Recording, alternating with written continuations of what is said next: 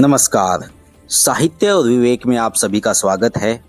आज हम आपको सुनाने जा रहे हैं भारत के महान साहित्यकार मुंशी प्रेमचंद के द्वारा लिखी गई कहानी लॉटरी। जल्दी से मालदार हो जाने की हवस किसे नहीं होती। उन दिनों जब लॉटरी के टिकट आए तो मेरे दोस्त विक्रम के पिता, चचा, अम्मा और भाई सभी ने एक एक टिकट खरीद लिया। कौन जाने किसकी तकदीर जोर करे। किसी के नाम आए रुपया रहेगा तो घर में ही, मगर विक्रम को सब्र न हुआ। औरों के नाम रुपये आएंगे फिर उसे कौन पूछता है। बहुत होगा 10-5 हजार उसे दे देंगे। इतने रुपयों में उसका क्या होगा। उसकी जिंदगी में बड़े बड़े मंसूबे थे। पहले तो उसे संपूर्ण जगत की यात्रा करनी थी, एक एक कोने की। पीरू और ब्राजील और टिम्बकटू और होनोलुलु, यह सब उसके प्रोग्राम में थे।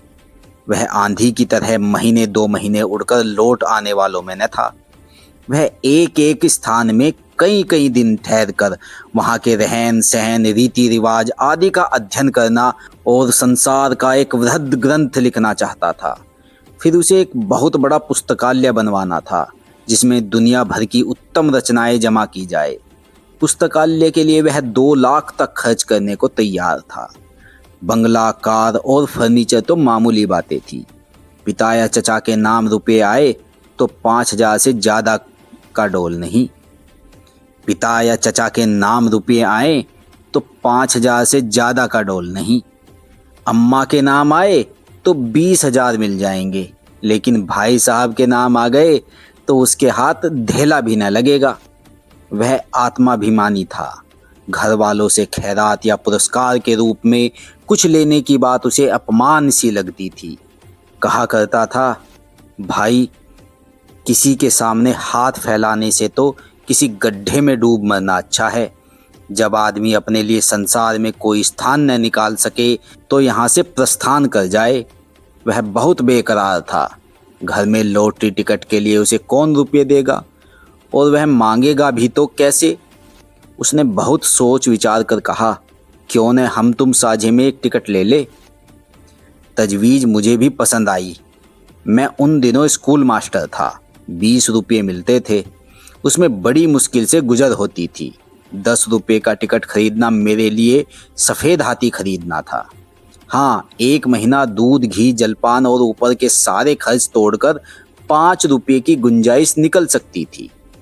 फिर भी जी करता था कहीं से कोई बलाई रकम मिल जाए तो कुछ हिम्मत बढ़े। विक्रम ने कहा, कहो तो अपनी अंगूठी बेच डालूं, कह दूंगा उंगली से फिसल गई। अंगूठी 10 रुपये से कम की न थी। उसमें पूरा टिकट आ सकता था।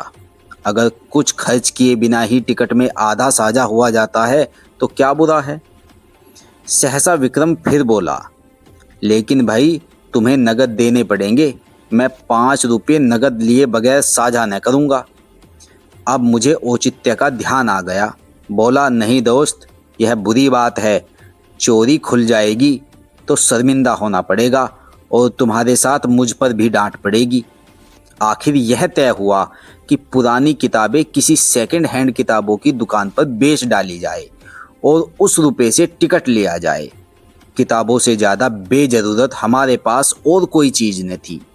हम दोनों साथ ही मैट्रिक पास हुए थे और यह देखकर कि जिन्होंने डिग्रियां ली, अपनी आंखें फोड़ी और घर के रुपए बर्बाद किए, वह भी जूतियां चटका रहे थे, हमने वहीं हाल्ट कर दिया।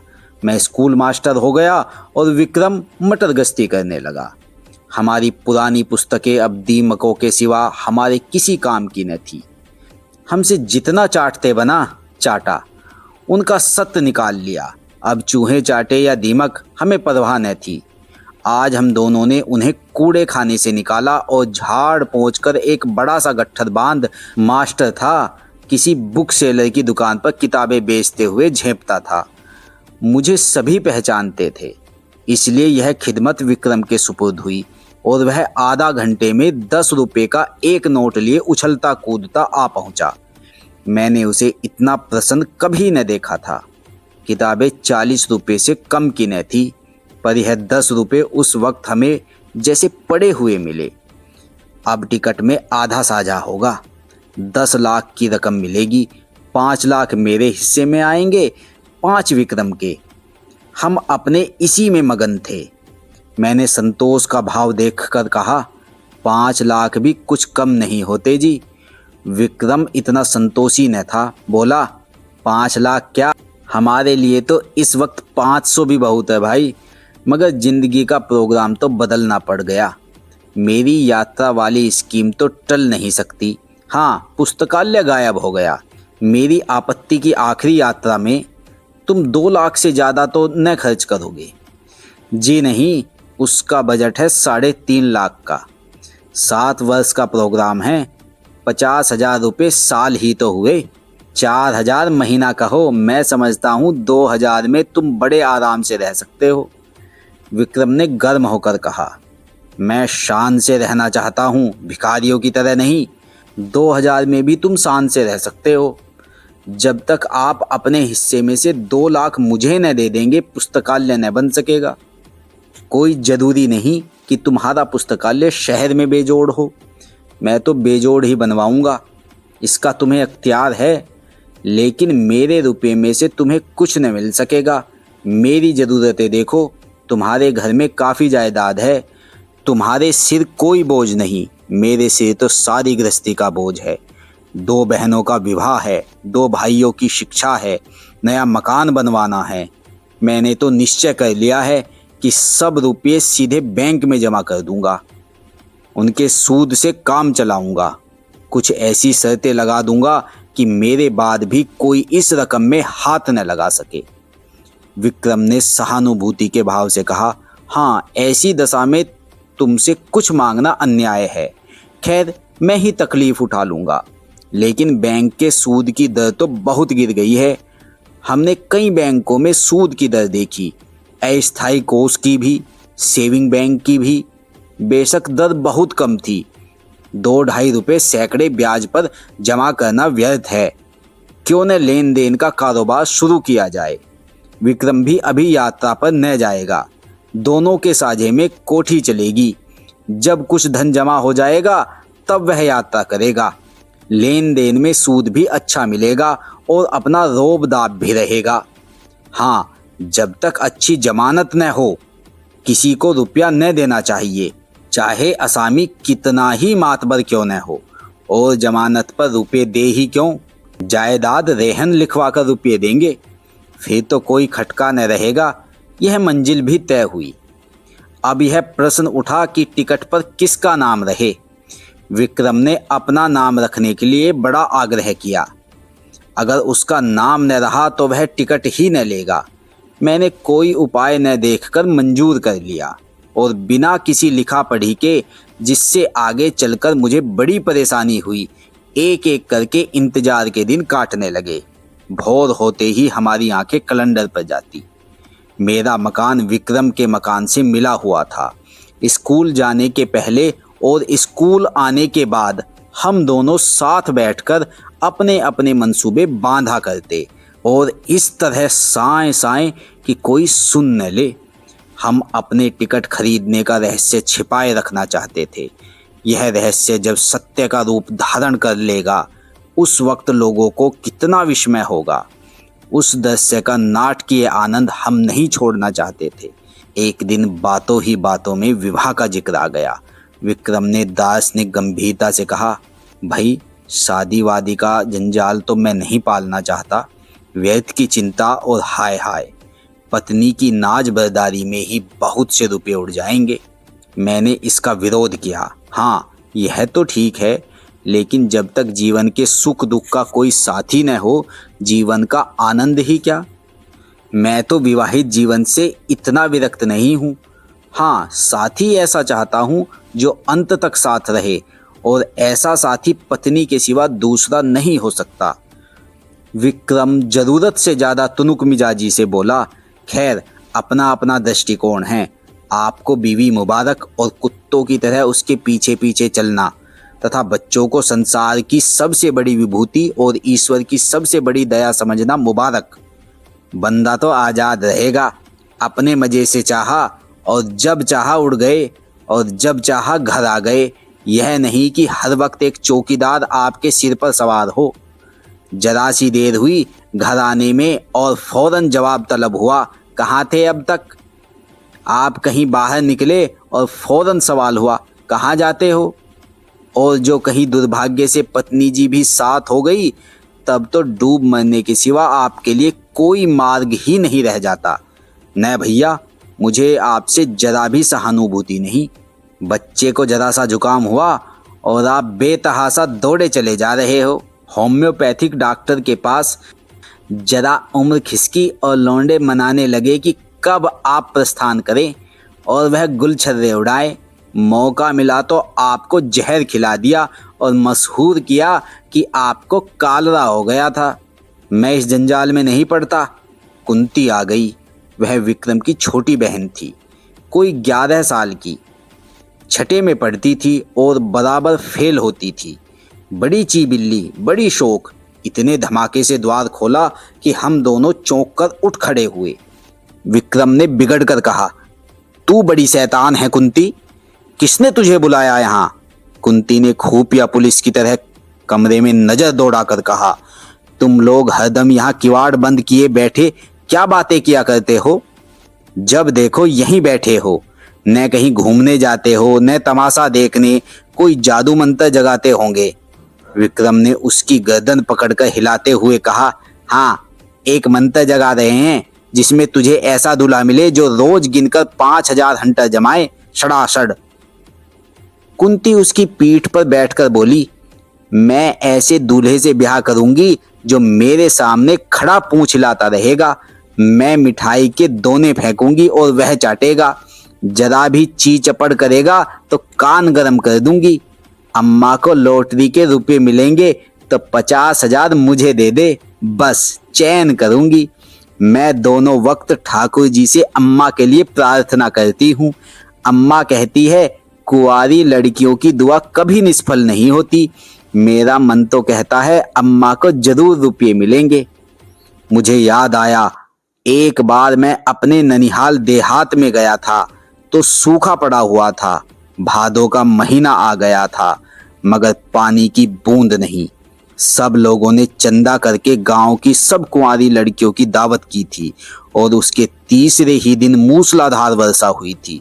अवश्य ही कुंवारियों की दुआ में असर होता है। मैंने विक्रम को अर्थपूर्ण आंखों से देखा। विक्रम ने मुझे। आंखों ही में हमने सलाह कर ली और निश्चय भी कर लिया। विक्रम ने कुंती से कहा, अच्छा, तुझसे एक बात कहें? किसी से कहेगी तो नहीं? नहीं, तू तो बड़ी अच्छी लड़की है, किसी से न कहेगी। मैं अब की तुझे खूब पढ़ाऊंगा और पास करा दूंगा। बात यह है कि हम दोनों ने भी लॉटरी का टिकट लिया है। हम लोगों के लिए भी ईश्वर से प्रार्थना किया कर। अगर हमें रुपये मिले तो तेरे लिए अच्छे अच्छे गहने बनवा देंगे। सच? कुंती को विश्वास न आया। हमने कसमें खाई। वह नखरे करने लगी। जब हमने उसे सिर से पांव तक सोने और हीरे से मढ़ देने की प्रतिज्ञा की, तब वह हमारे लिए दुआ करने पर राजी हुई। लेकिन उसके पेट में मनो मिठाई पच सकती थी, वह जरा सी बात न पचा सकती। सीधे अंदर भागी और एक क्षण में सारे घर में वह खबर फैल गई। अब जिसे देखे विक्रम को डांट रहा है।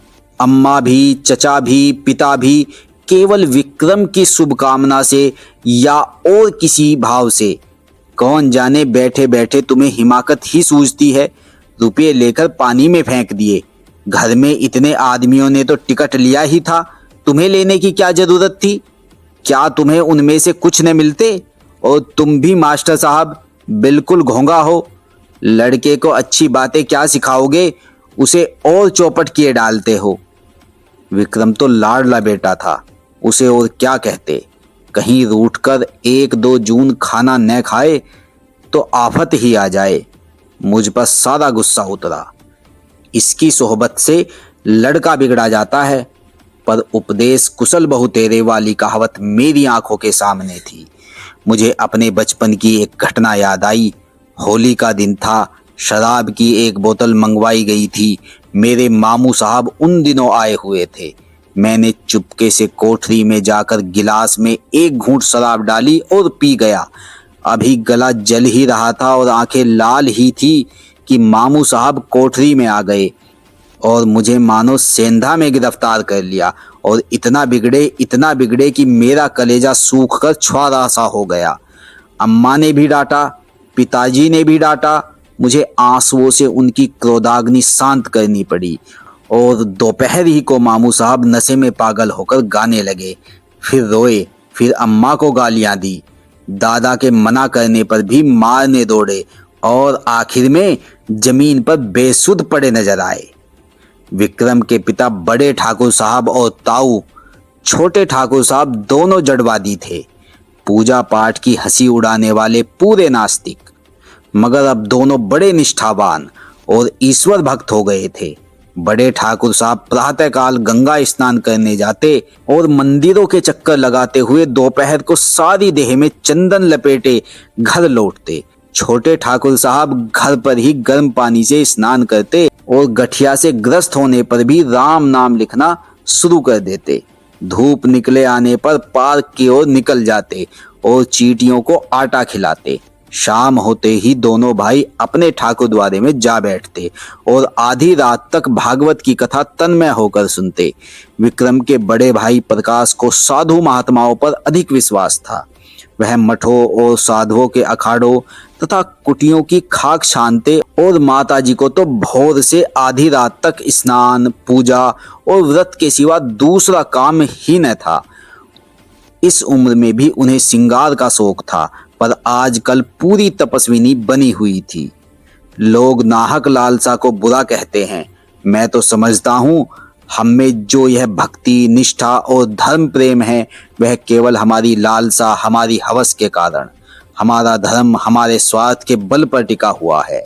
हवस मनुष्य के मन और बुद्धि का इतना संस्कार कर सकती है, यह मेरे लिए बिल्कुल नया अनुभव था। हम दोनों भी ज्योतिषियों और पंडितों से प्रश्न करके अपने को कभी दुखी कर लिया करते थे। जो लॉटरी का दिवस समीप आता जाता था, हमारे चित्त की शांति उड़ती जाती थी।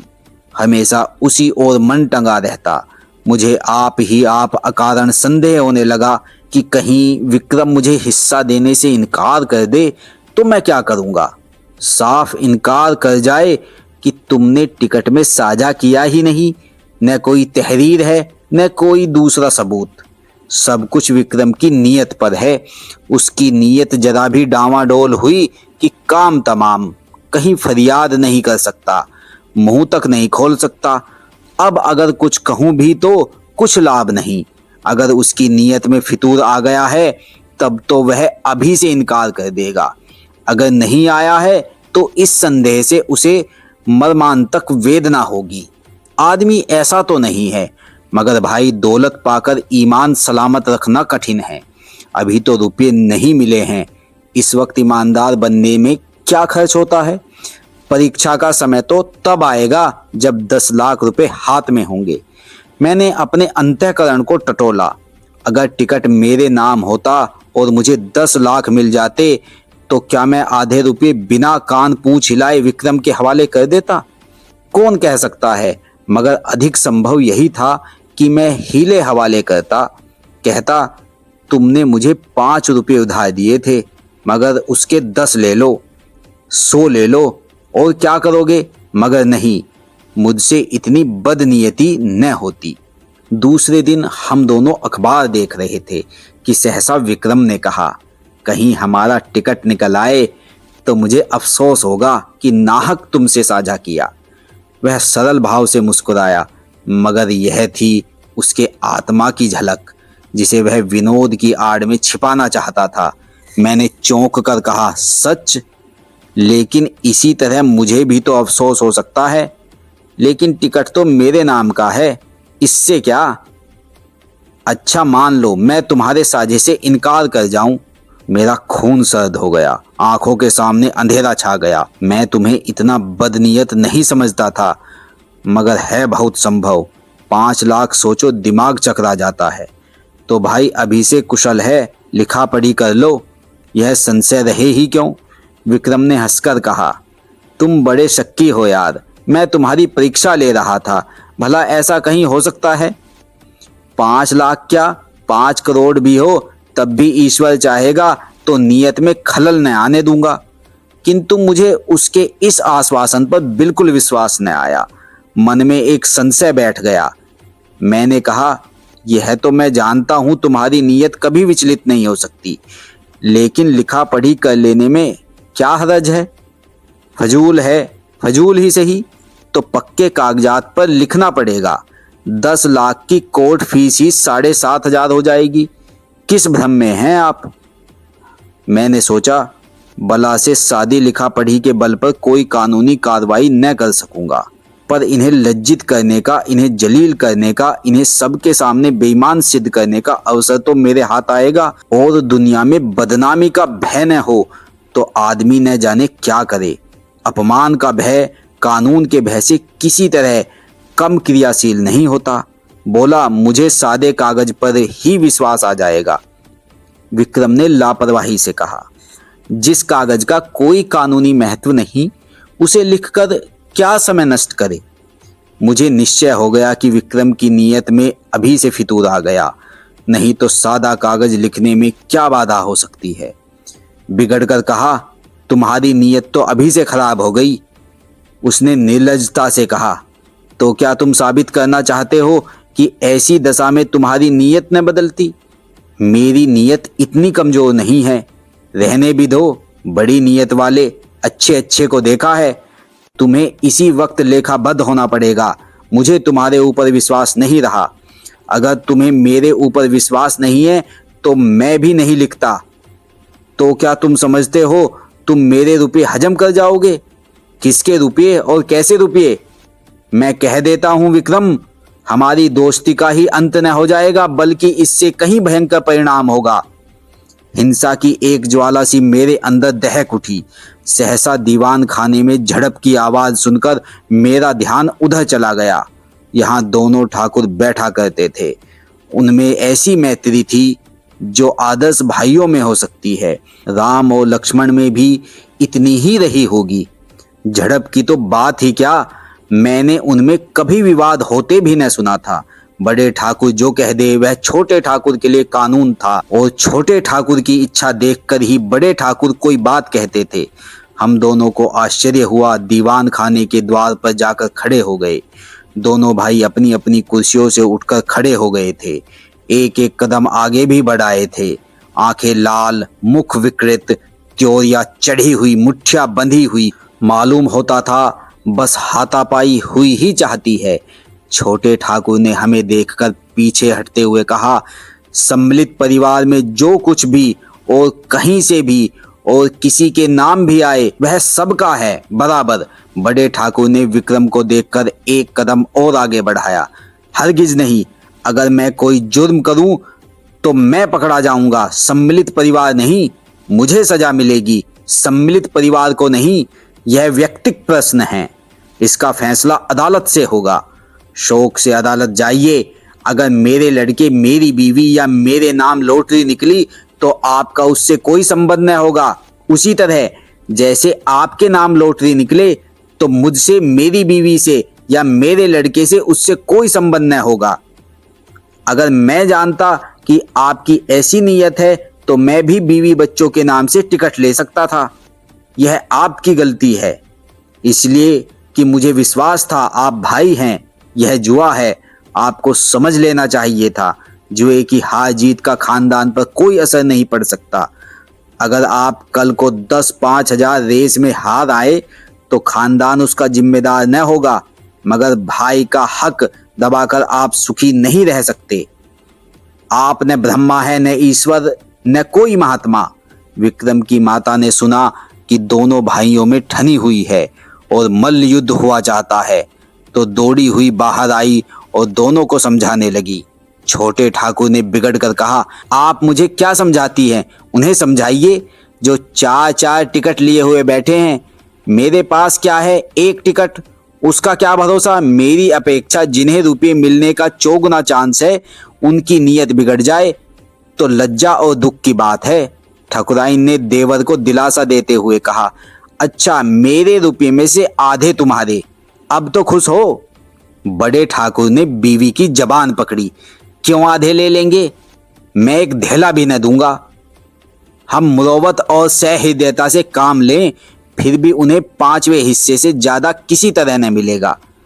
आधे का दावा किस नियम से हो सकता है? न बौद्धिक, न धार्मिक, न नैतिक। छोटे ठाकुर ने खिसिया कर कहा, सारी दुनिया का कानून आप ही तो जानते हैं। जानते ही हैं। 30 साल तक वकालत नहीं की है क्या? यह वकालत निकल जाएगी जब सामने कलकत्ते का बैरिस्टर खड़ा कर दूंगा। बैरिस्टर की ऐसी तैसी, चाहे वह कलकत्ते का हो या लंदन का, मैं आधा लूंगा, उसी तरह जैसे घर की जायदाद में मेरा आधा है। इतने में विक्रम के बड़े भाई साहब सिर और हाथ में पट्टी बांधे लंगड़ाते हुए, कपड़ों पर ताजा खून के दाग लगाए, प्रसन्न मुख आकर एक आराम कुर्सी पर गिर पड़े। बड़े ठाकुर ने घबराकर पूछा, यह तुम्हारी क्या हालत है जी? यह चोट कैसे लगी? किसी से मारपीट तो नहीं हो गई? प्रकाश ने कुर्सी पर लेटकर एक बार कराहा, फिर मुस्कुराकर बोले, जी कोई बात नहीं, ऐसी कुछ बहुत चोट नहीं लगी। कैसे कहते हो कि चोट नहीं लगी? सारा हाथ और सिर सूज गया है, कपड़े खून से तर। यह मामला क्या है? कोई मोटर दुर्घटना तो नहीं हो गई? बहुत मामूली चोट है साहब, 2-4 दिन में अच्छी हो जाएगी, घबराने की कोई बात नहीं। प्रकाश के मुख पर आशापूर्ण शांत मुस्कान थी। क्रोध, लज्जा या प्रतिशोध की भावना का नाम भी न था। बड़े ठाकुर ने और व्यग्र होकर पूछा, लेकिन हुआ क्या? यह क्यों नहीं बतलाते? किसी से मारपीट हुई हो तो थाने में रपट करवा दूं।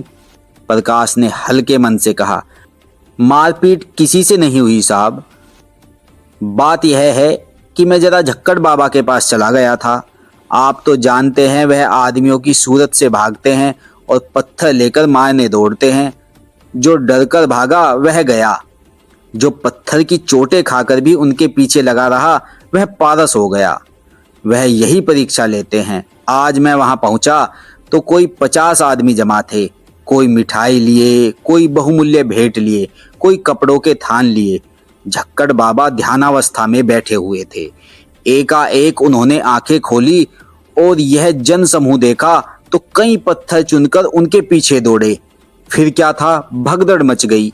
लोग गिरते पड़ते भागे, हुर हो गए, एक भी न टिका।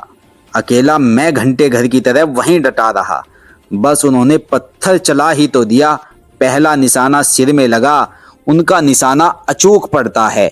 खोपड़ी भन्ना गई, खून की धारा बह चली, लेकिन मैं हिला नहीं। फिर बाबा जी ने दूसरा पत्थर फेंका, वह हाथ में लगा। मैं गिर पड़ा और बेहोश हो गया। जब होश आया तो वहां सन्नाटा था। बाबा जी भी गायब हो गए थे। अंतर्ध्यान हो जाया करते हैं। किसे पुकारूं, किससे सवारी लाने को कहूं? मारे दर्द के हाथ फटा पड़ता है और सिर से अभी तक खून जारी है। किसी तरह उठा और सीधा डॉक्टर के पास गया। उन्होंने देखकर कहा, हड्डी टूट गई है और पट्टी बांध दी, गर्म पानी से सेकने को कहा है। शाम को फिर आएंगे, मगर चोट लगी तो लगी। अब लॉटरी मेरे नाम आई धरी है, यह निश्चय है। ऐसा भी हुआ ही नहीं कि झक्कड़ बाबा की मार खाकर कोई नामुराद रह गया हो। मैं तो सबसे पहले बाबा की कुटी बनवा दूंगा। बड़े ठाकुर साहब के मुख पर संतोष की झलक दिखाई दी। फौरन पलंग बिछ गया। प्रकाश उस पर लेटे।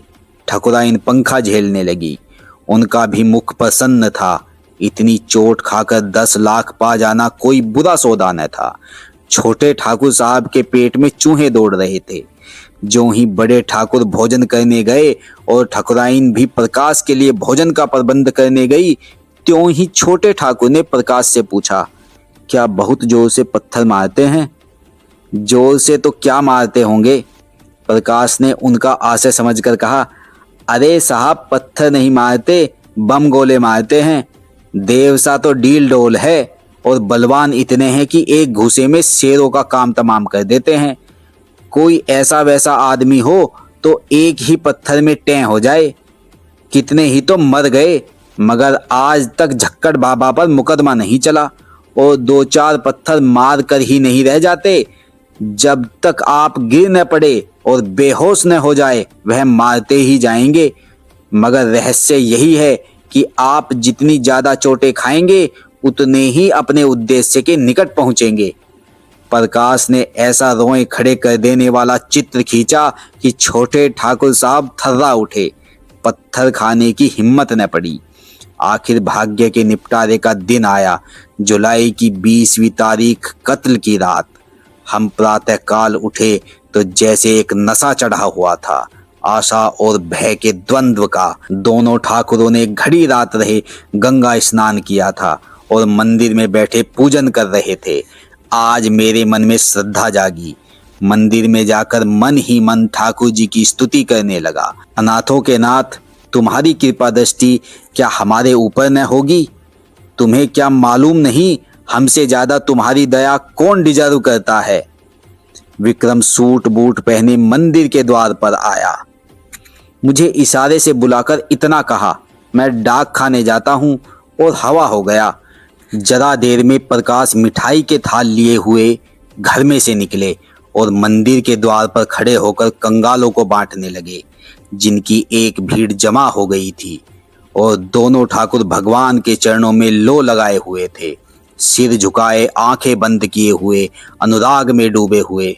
बड़े ठाकुर ने सिर उठाकर पुजारी की ओर देखा और बोले, भगवान तो बड़े भक्तवत्सल हैं, क्यों पुजारी जी? पुजारी जी ने समर्थन किया, हाँ सरकार, भक्तों की रक्षा के लिए तो भगवान क्षीर सागर से दौड़े और गज को ग्राह के मुंह से बचाया।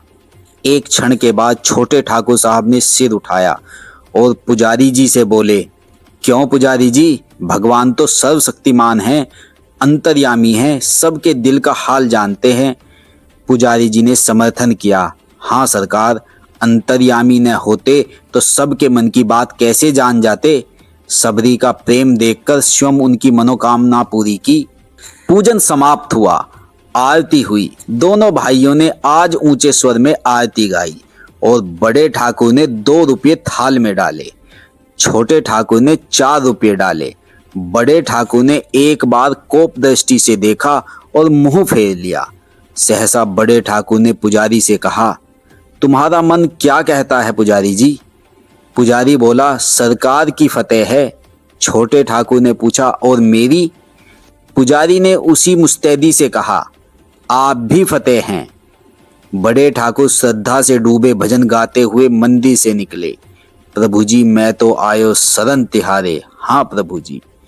1 मिनट में छोटे ठाकुर साहब भी मंदिर से गाते हुए निकले। अब पत राखो मोरे दया निधन, तोरी गति लखी ना परे। मैं भी पीछे निकला और जाकर मिठाई बांटने में प्रकाश बाबू की मदद करना चाहा। उन्होंने थाल हटाकर कहा, आप रहने दीजिए, मैं अभी बाटे डालता हूँ। अब रह ही कितनी गई है। मैं खिसियाकर डाक खाने की तरफ चला कि विक्रम मुस्कुराता हुआ साइकिल पर आ पहुंचा। उसे देखते ही सभी जैसे पागल हो गए। दोनों ठाकुर सामने ही खड़े थे। दोनों बाज की तरह झपटे। प्रकाश के थाल में थोड़ी सी मिठाई बच रही थी। उसने थाल जमीन पर पटका और दौड़ा, और मैंने तो उस उन्माद में विक्रम को गोद में उठा लिया। मगर कोई उससे कुछ पूछता नहीं। सभी जय जयकार की हाक लगा रहे हैं। बड़े ठाकुर ने आकाश की ओर देखा, बोलो राजा रामचंद्र की जय। छोटे ठाकुर ने छलांग मारी, बोलो हनुमान जी की जय। प्रकाश तालियां बजाता हुआ चीखा, दुहाई झक्कड़ बाबा की। विक्रम ने और जोर से कहका मारा और फिर अलग खड़ा होकर बोला, जिसका नाम आया है उससे 1 लाख लूंगा, बोलो है मंजूर? बड़े ठाकुर ने उसका हाथ पकड़ा, पहले बता तो। ना, यूं नहीं बताता। छोटे ठाकुर बिगड़े, महज बताने के लिए 1 लाख? शाबाश। प्रकाश ने भी त्योरी चढ़ाई, क्या डाकखाना हमने देखा नहीं है? अच्छा, तो अपना अपना नाम सुनने के लिए तैयार हो जाओ। सभी लोग फौजी अटेंशन की दशा में निश्चल खड़े हो गए। होश हवास ठीक रखना। सभी पूर्ण सचेत हो गए।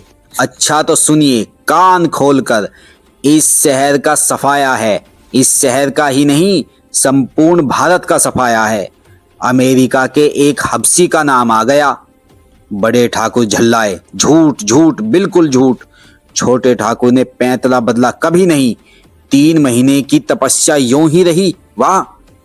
प्रकाश ने छाती ठोक कर कहा, यहाँ सिर मुड़वाए और हाथ तुड़वाए बैठे हैं, दिल लगी है। इतने में और 50 आदमी उधर से रोनी सूरत लिए निकले। ये बेचारे भी डाक खाने से अपनी किस्मत को रोते चले आ रहे थे। मार ले गया अमेरिका का हबसी, अभागा पिशाच दुष्ट। अब कैसे किसी को विश्वास न आता। बड़े ठाकुर झल्लाए हुए मंदिर में गए और पुजारी को डिसमिस कर दिया। इसलिए तुम्हें इतने दिनों से पाल रखा है, हराम का माल खाते हो और चैन करते हो। छोटे ठाकुर साहब की तो जैसे कमर टूट गई। 2-3 बार सिर पीटा और वहीं बैठ गए। मगर प्रकाश के क्रोध का पारावार न था। उसने अपना मोटा सोटा लिया और झक्कड़ बाबा की मरम्मत करने चला। माताजी ने केवल इतना कहा, सभी ने बेईमानी की है, मैं कभी मानने की नहीं। हमारे देवता क्या करे, किसी के हाथ से थोड़ा ही छीन लाएंगे। रात को किसी ने खाना नहीं खाया। मैं भी उदास बैठा हुआ था कि विक्रम आकर बोला, चलो होटल से कुछ खाना खा आए, घर में तो चूल्हा नहीं जला। मैंने पूछा, तुम डाक खाने से आए तो बहुत प्रसन्न क्यों थे? उसने कहा, जब मैं डाक खाने के सामने हजारों की भीड़ देखी तो मुझे अपने लोगों के गधेपन पर हंसी आई। एक शहर में जब इतने आदमी हैं तो सारे हिंदुस्तान में इसके 1000 गुने से कम न होंगे और दुनिया में तो लाख गुने से भी ज़्यादा हो जाएंगे। मैंने आशा का जो एक पर्वत सा खड़ा कर रखा था वह जैसे एक बारगी इतना छोटा हुआ कि राई बन गया और मुझे हंसी आई। जैसे कोई दानी पुरुष छटाक भर अन्न हाथ में लेकर 1 लाख आदमियों को न्योता दे बैठे और हमारे घर का एक एक आदमी समझ रहा है कि मैं भी हंसा। हाँ, बात तो यथार्थ में यही है और हम दोनों लिखा पढ़ी के लिए लड़े मरते थे। मगर सच बताना, तुम्हारी नीयत खराब हुई थी कि नहीं? विक्रम मुस्कुरा कर बोला। अब क्या करोगे पूछकर, पर्दा ढका रहने दो।